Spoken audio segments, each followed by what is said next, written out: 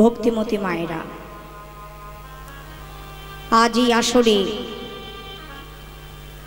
যে গৌর গোবিন্দের লীলা গণকীর্তনের আয়োজন করা হয়েছে, এই কীর্তনে আপনারা সাধুগুরু বৈষ্ণব সকলে এখানে এসে সমাগত হয়েছেন, আমরাও এসেছি। এখানে এসে সব থেকে যেটা বড় ভালো লাগলো, অনেকের অনেক ধন সম্পত্তি থাকা সত্ত্বেও গৌর গোবিন্দের সেবার জন্য তো আমাদের হাত খোলে না, কিন্তু এখানে এসে যা দেখলাম, একজন মা বলছিলেন, দিদি আমাদের এখানে জলের খুব কষ্ট। তা আমি বললাম, এত কষ্টের মধ্যেও, এত অসুবিধার মধ্যেও মহাপ্রভুর অপার করুণা যে আপনারা গৌর গোবিন্দের লীলা গণকীর্তন দিচ্ছেন। দাঁড়ে দাঁড়ে 1 টাকা 2 টাকা করে ভিক্ষা করে,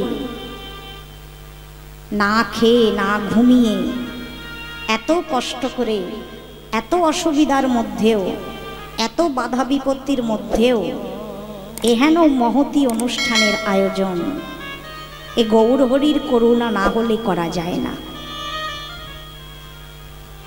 যাদের জন্য এই আয়োজন সম্ভব হয়েছে তাদের এবং আপনারা যারা এসেছেন বহু দূর দূরান্ত থেকে এবং পাড়া প্রতিবেশী গৌর গোবিন্দের লীলা গণকীর্তন শ্রবণ করতে, আমরাও তো এসেছি অনেক দূর থেকে, নদিয়া শান্তিপুর থেকে। তাই আপনাদের সকলের জন্য আমাদের সকলের সম্প্রদায়ের তরফ থেকে জয় জয় নিতাই গৌর সীতানাথ প্রেমানন্দে হরে হরে হরি হরি বল। একজন ভক্তের ইচ্ছা হয়েছে এদিক থেকে, উনি বলছেন মাথুর লীলা গাইতে।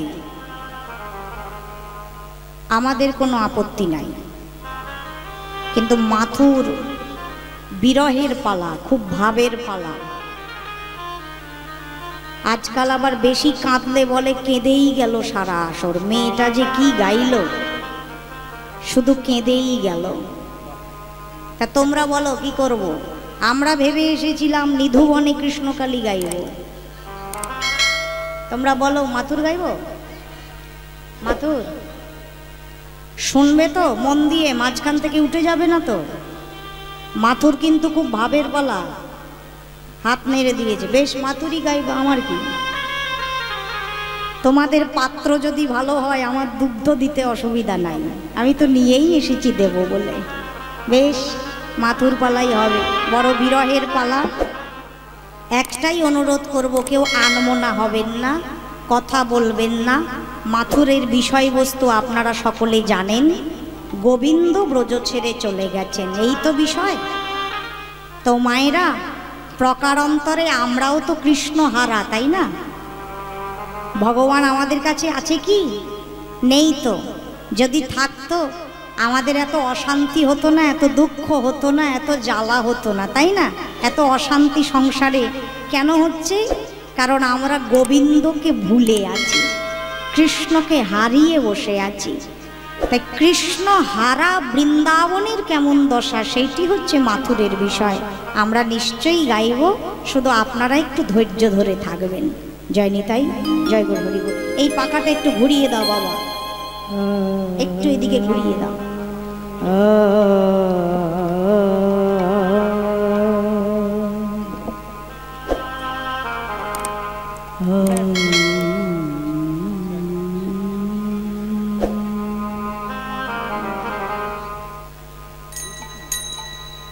বিরলে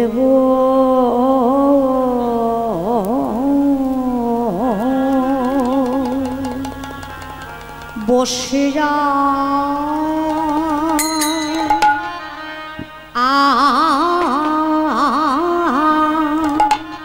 ও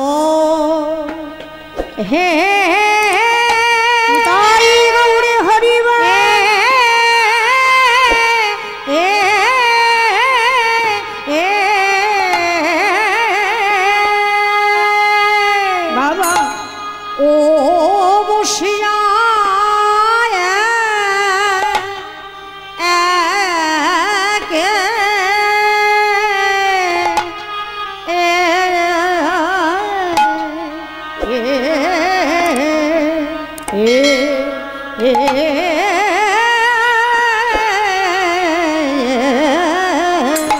বিরলে বসিয়া একেশ্বর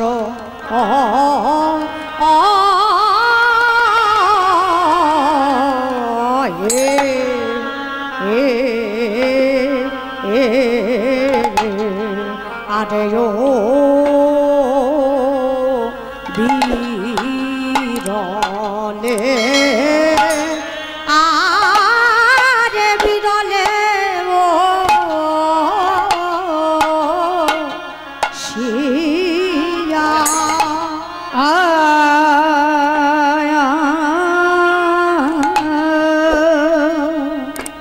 ও হে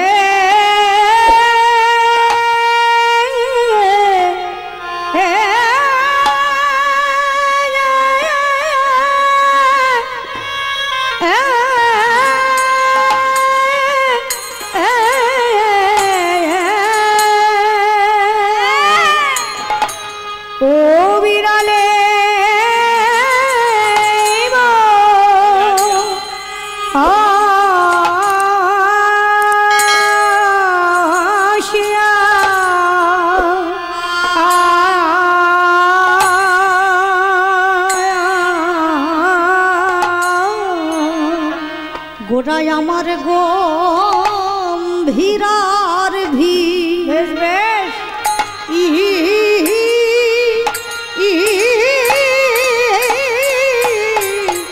দেখো দেখো গম্ভীরার ভিতরে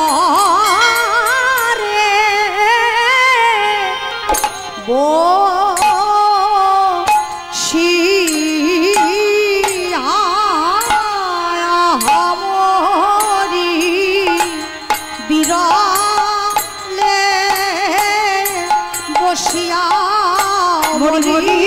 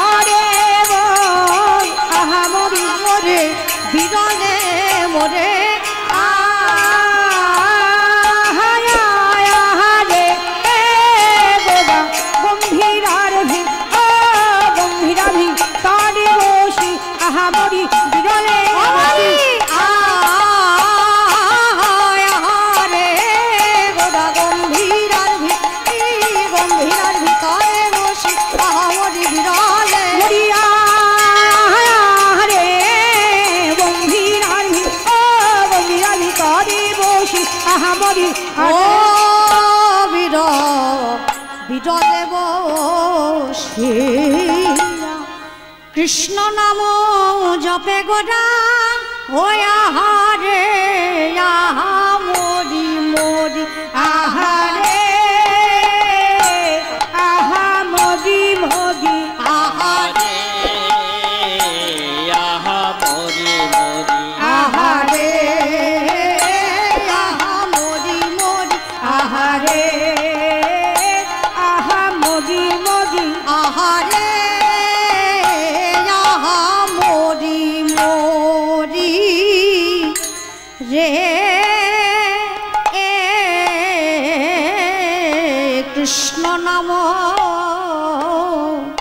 জপে জপে নিরন্তর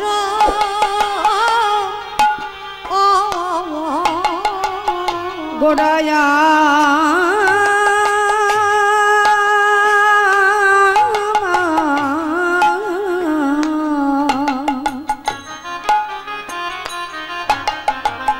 কৃষ্ণ নামে জপে নিরন্তর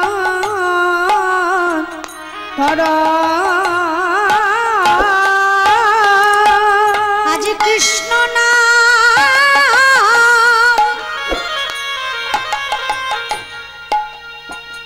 নামে জপে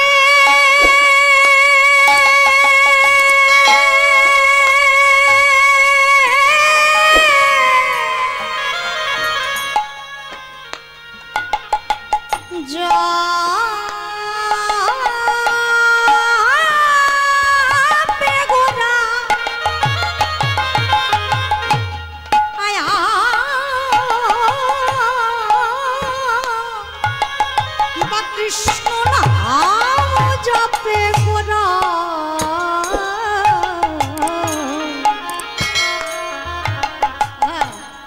গোটা জপে নিরন্তরে আজ কৃষ্ণ নাম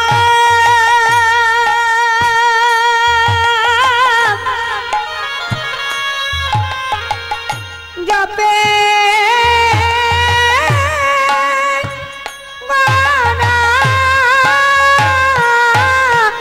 কৃষ্ণ নাম জপে গোরা জপে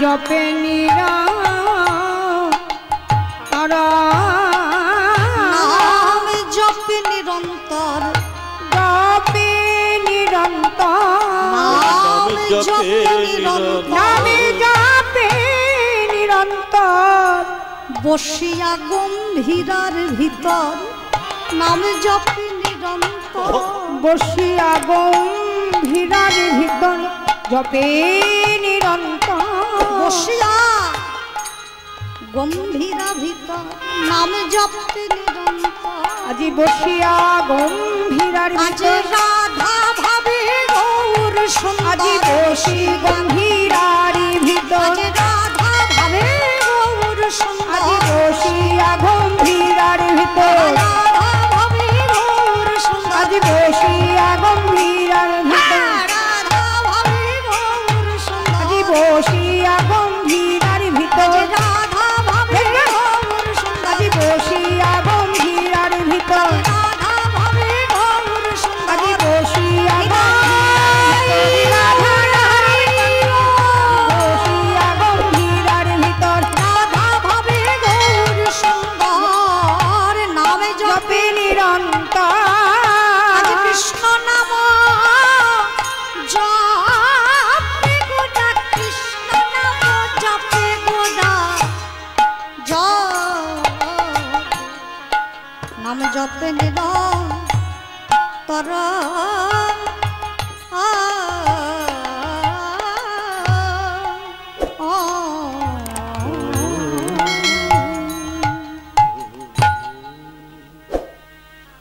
বিরলে বসিয়া একেশ্বর কৃষ্ণ নাম জপে নিরন্তর সচির নন্দন গৌর হরি নিভৃত গম্ভীরার ভিতরে বসে কৃষ্ণ নাম জপ করছেন। আপনারা যারা পুরীতে গিয়েছেন, শ্রীক্ষেত্র শ্রীধাম পুরী, নিশ্চয়ই দর্শন করে এসেছেন গম্ভীরা। গম্ভীরা কাকে বলে? অনেক বড় বাড়ির ভিতরে ছোট্ট একটি ঘরকে গম্ভীরা বলে, গুপ্ত। শ্রীধাম পুরীর নীলাচলের উড়িষ্যাধিপতি অর্থাৎ উড়িষ্যার অধিপতি মহারাজ প্রতাপরুদ্রের শ্রী গুরুদেব কাশী মিশ্রের কাছ থেকে পাওয়া 4.5 হাত জায়গাটিতে গৌরহরি ছিলেন শেষ 18টি বৎসর। কাশী মিশ্রালয় বা রাধাকান্ত মঠও বলা হয় সেটিকে, তাই না? বাইরে লেখা আছে দেখবেন রাধাকান্ত মঠ। সেই কাশী মিশ্রের বাড়ির একটি ঘরে মহাপ্রভুকে থাকতে দেওয়া হয়েছিল। সন্ন্যাস গ্রহণের পর ওই ঘরটির আয়তন 4.5 হাত। ওই ঘরটিকে গম্ভীরা বলে, পুরোটাকে গম্ভীরা বলে না, কিন্তু ওই ঘরটিকে গম্ভীরা বলে। আপনারা যারা গিয়েছেন জানেন, ভবিষ্যতে যদি কাহারও যাওয়ার সম্ভাবনা থাকে, সামনেই আসছে রথযাত্রা, ভক্তরা এখন থেকেই যোগা শুরু করে দিয়েছেন। যদি কখনো যান দেখতে পাবেন আজও সেই গম্ভীরায় আমার গৌর হরির পাদুকা, কমণ্ডল ও ছেঁড়া কাঁথা আমাদের মতন আপামর কলিহত জীবের লাগি বিরাজ করছে।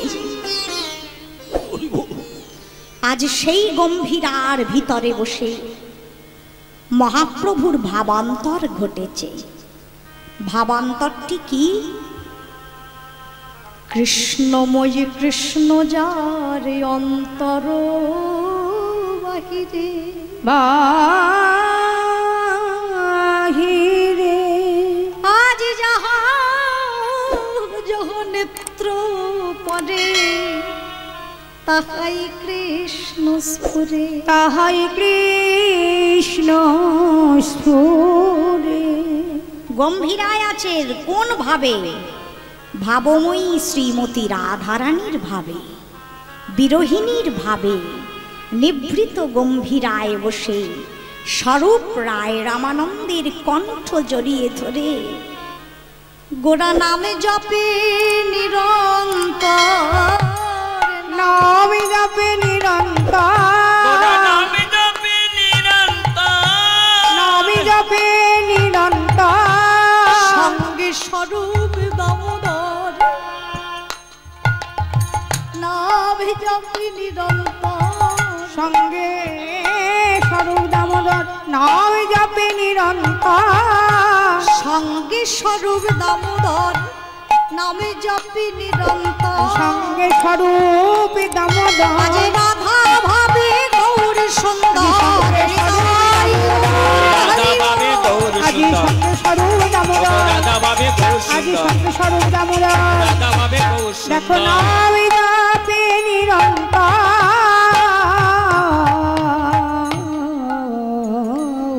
রাধা ভাবে বিভাবিত গৌর সুন্দর গম্ভীরার ভিতরে বসে কৃষ্ণ নাম জপ করছেন।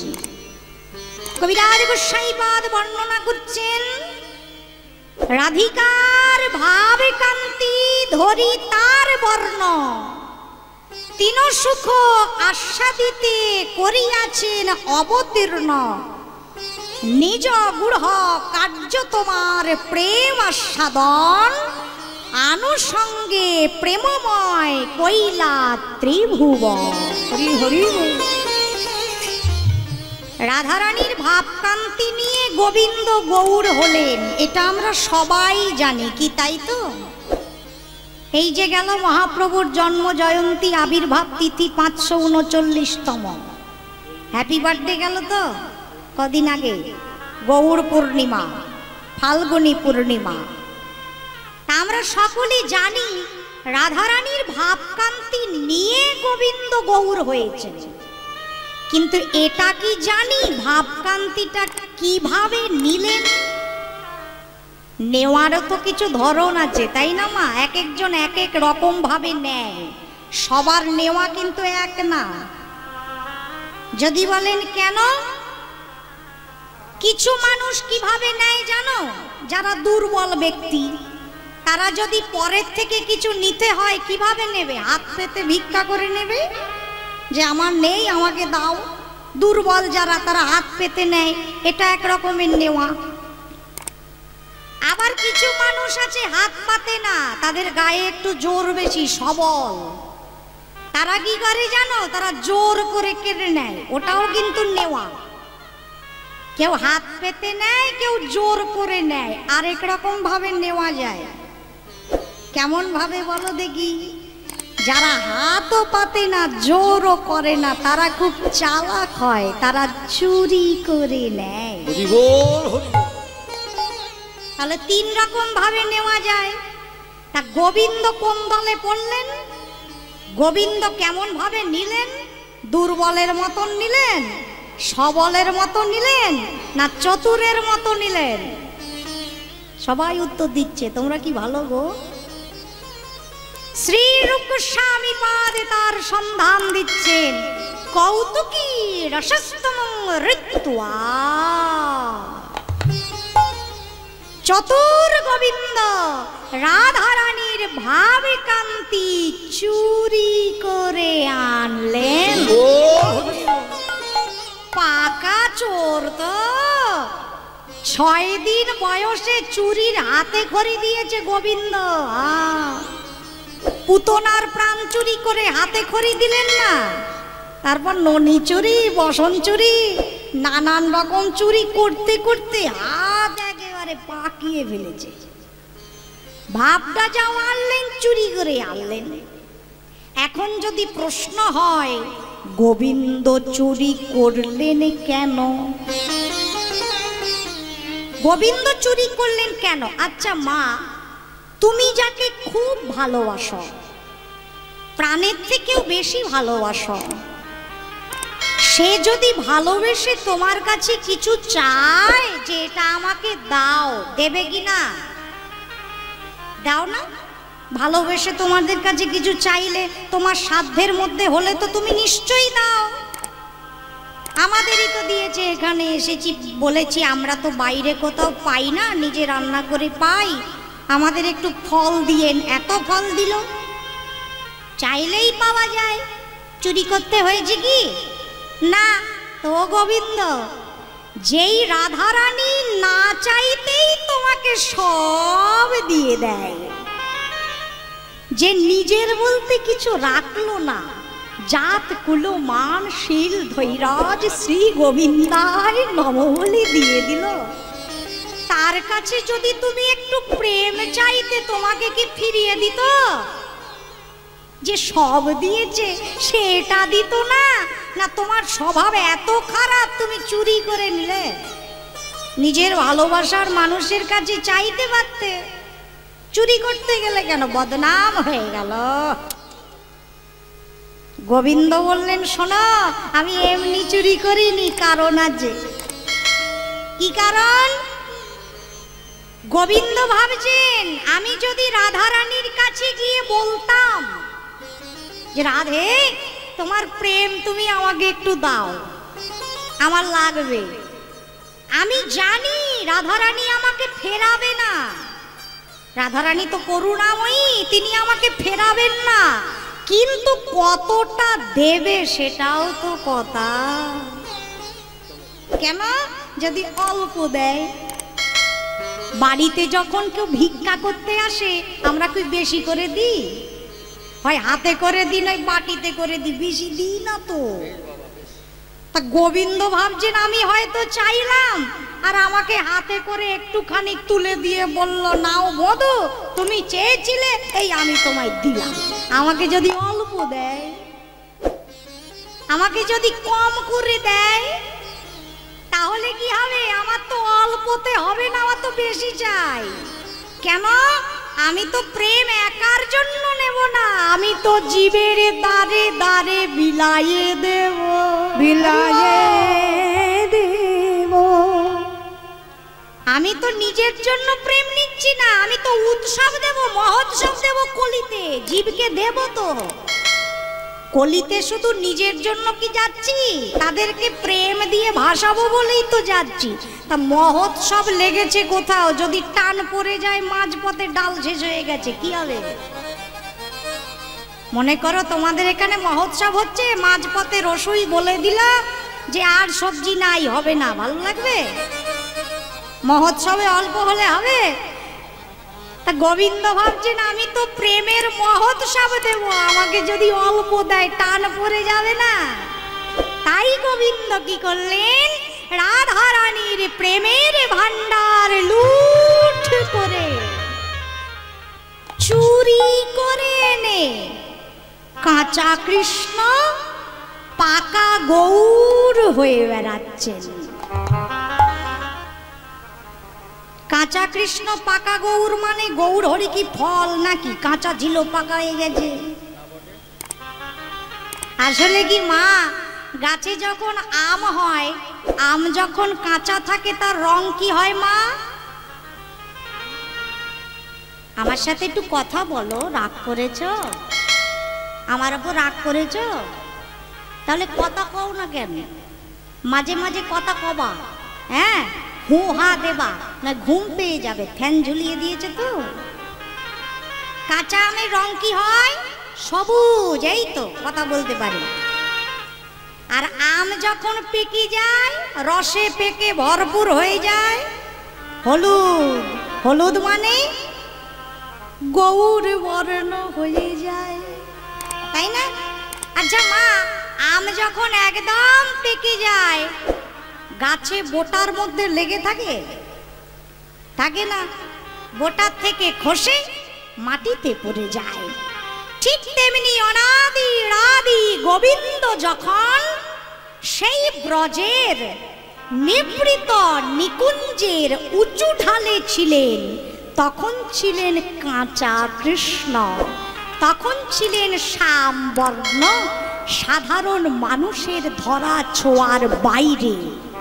কেউ তাকে ধরতে পারত না, কেউ তাকে স্পর্শ করতে পারত না। কিন্তু সেই কৃষ্ণই যখন রাধারানীর শৃঙ্গার রসের ভিয়ানে, ভিয়ানে মানে কি? ভিয়ানে মানে হলো পাকে। যেমন দুধকে ভালো করে পাক দেবে তবে ক্ষীর হবে, পাক যদি ভালো না হয় তাহলে ক্ষীরও ভালো হবে না। ঠিক তেমনি রাধারানীর শৃঙ্গার রসের ভিয়ানে, প্রেম রসের ভিয়ানে পাকটা এত ভালো ছিল রাধারানীর প্রেমের, ওই রাধারানীর প্রেমের পাকে কাঁচা কৃষ্ণ নেই, রসে পেকে পাকা গৌর হয়ে গিয়েছে। গৌরে হরি হরি বল। আমটা তো পেকে গেল, এবার দেখলো কে? কেউ তো একজন দেখেছে, নয় পারলো কি করে? ওনার কথা আবার আমাদের একটু বলতেই হয় মা। আমরা তো শ্রীধাম শান্তিপুর থেকে এসেছি, যার চরণ আশ্রয় করে বেঁচে আছি। কে দেখলো? শ্রীধাম শান্তিপুরের সীতানাথ প্রভু, অদ্বৈত প্রভু দেখলেন। তাই তো আমটা তো পেকে গেছে, রসে পেকে। ওই আমটাকে পেড়ে কলিজীবের দ্বারে দ্বারে দিলে আস্বাদনটা ভালো হবে। পারতে হবে তো। হাত দিয়ে অনেকবার চেষ্টা করলেন আমটাকে পাড়ার জন্য, নাগাল পাচ্ছেন না, অনেক উঁচুতে আছে তো। আচ্ছা ভক্তমণ্ডলী, আমরা যখন কোনো পাকা আম ধরতে না পারি, নাগাল না পাই, কি করি? লাঠি দিয়ে, লগা দিয়ে টান মারি। ওই যে আম পাড়ার আকশি আছে না, সেই আকশি দিয়ে টান মারি। ঠিক তেমনি সীতানাথ প্রভু হাত দিয়ে যখন নাগাল পেলেন না, ওই শান্তিপুরে সুরধুনি গঙ্গা তীরে বসে গঙ্গার জলে তুলসী দিয়ে এসো